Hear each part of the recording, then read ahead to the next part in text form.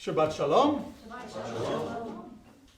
So there is a concept within Jewish tradition known as the descent of the generations. In fact, we see the same concept play out in most countries, which is the people in past were giants, and the people they sired were the sons of giants. But by the time you reach our generation, we are but useless, barely better than animals, that all of our ancestors were towering, and we are insignificant. We are weak. We are feeble. And you know, they kind of have a point when you read through the book of Bereshit and you see the line of Abraham. Right? Abraham starts off as this incredible adventurer, leaving from Haran, heading out to the land of Canaan at a moment's notice, because God says, Lech lecha, you will go.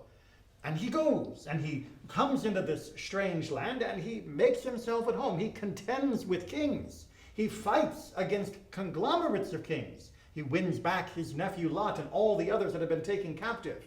He stands toe-to-toe with Avimelech, the head of the Philistine area. This is a man. Yitzchak? A little bit less. Doesn't go to war, right? Doesn't go to war, but, you know, he does also stand up to Avimelech as well, kind of. Not quite as forcefully as his father did, but a little bit. And, you know, that's about the extent of his strength. And then Yaakov, Jacob, well, when going gets tough, what is Jacob's motto? Run. Right? Jacob is the guy that runs from his brother. He runs from his father-in-law. And even when he finally is forced to confront both of them, it is with a lot of pleading and a lot of kowtowing to them. Not exactly the same manly image that we saw from Avraham. And then by the time we reach Joseph, who's this guy? Right? I mean, what does he do that's strong, that's impressive? Where is he out fighting the good fight? No, he sits at home tattletaling on his brothers. Not exactly the figure of strength. And when he is sent off into Egypt in bondage, yeah, he accepts it. He works for Potiphar and does a good job. He's a good, hard-working slave. Again, not exactly the picture of strength. And then when he finally gets the chance, he is out of jail, he is serving Pharaoh. What does he become? An accountant. An accountant. He's not a warrior. He's not even a farmer or a shepherd. He's a bean counter, quite literally, as he is counting the grains of wheat that are being brought in for the preparation for the famine. You know, not quite as manly as his great-grandfather Abraham, is he? Or perhaps we need to update our definition of manliness. This is indeed a continued problem in the modern world, where people will often look at the current generations, for men or women, and remark that, 2 generations ago, every man knew how to do basic household repair. Every man knew how to do basic car repair. Of course, no one called an electrician. You could rewire the entire house over the weekend. You could put in all the plumbing you needed for the second story that you had built in your spare time. And this was the mark of your manly attributes. Of course, the men of that generation lamented that they had lost the skills of 2 generations prior to them. Those that knew how to have fieldcraft out in the wilderness, making fires, catching animals, gutting birds. Those were the real men, the actual farmers in the plow that didn't have tractors, that didn't have the machinery, out there doing it by hand. As you can see, each generation imagines the prior generations having the unique skills. It's a very natural effect. As we grow up, when we are small children, we look at the adults around us and we imagine them to be the pinnacle of achievement.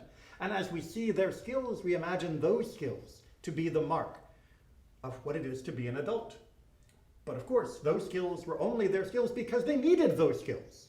Without those skills, they wouldn't have been able to function in their society, because their society didn't have the capability of meeting all of those needs with some other source. And we suffered because of that. From Adam Smith, but a little while further back in the Talmud, one of the places where we were greater than modernity, it points out that this kind proper division of labor is actually a beneficial situation for the individual as well as society. If everybody has to make their own pot, make their own shoes, make their own fish hook, grow their own food, it turns out to be woefully inefficient. Usually, there is somebody in the village who's very good at making shoes. Not so good at growing potatoes, but they're very good at making shoes. Someone else is especially good at potatoes, but their shoes, they fall apart and it takes them forever to be able to make them. As good capitalists, what is the obvious solution to this situation? Specialized labor. Specialized labor. The one who makes the shoes should trade his shoes, which are easy for him to make and durable, to the guy who makes potatoes, and the guy who makes potatoes should trade the potatoes, and each of them should work at what they are good at, rather than each feeling that somehow they are lacking in their true accomplishment as an adult, whether it be a man, woman, or indifferent, because they're not living up to some ideal. The ideal is to be a person who can do something, who can take care of themselves, but not with a specific set of criteria, not with a checklist of skills that need to be done. But instead, whatever it is that you do, it is good enough for you, it is good enough for those that you choose to have in your family. That is fine. That is the definition of an adult. With that definition in mind, we look at Isaac, we look at Jacob, and especially we look at Joseph. Were they worse than Abraham because they were not the burly adventurers setting off across hundreds and hundreds of unknown miles? No, they didn't need to. Why would they have needed to do that to prove themselves? They each proved themselves within their own generation as was necessary for their generation. And thank God each was able to adapt to their situation. If each had had to walk another 500 miles, well, we would have gone right past the land of Israel and ended up someplace much less hospitable. And Joseph in particular, perhaps the most effeminate of the patriarchs back then. Why? Because he wasn't carrying a sword and shield? Because he used a quill, a stylus, wrote in hieroglyphics? No. This was a man who administered an entire nation, far beyond the scope of what Abraham ever had to deal with. And not only administered it, but saved that nation. Was there to make sure that there would not be a famine. Was there to make sure that when his family needed it, there would be a surplus for them as well. Without Joseph and Joseph's specialized skills, the entire Jewish people would never have been born. We would have been gone in that first generation of the tribes of Jacob. So, when we sit down to rank the worth of a person, don't look for a checklist from the previous generation or the one before that or the one before that. Don't wonder whether you measure up because you don't make all of your food from scratch, because you don't know how to milk a cow, because you're not putting in the new electrical system into your house. Instead, focus on what you can do.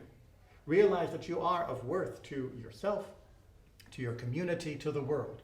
And find a way to then share that gift with the rest of the community through mercantilism and capitalism, nothing wrong with that as Judaism points out, or through your voluntary efforts and other forms of service. This is the true measure of a person, as we can see played out throughout the history of Genesis.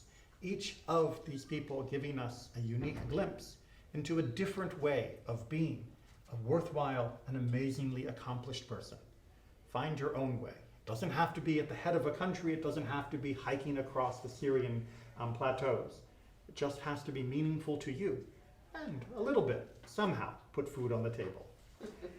Shabbat Shalom.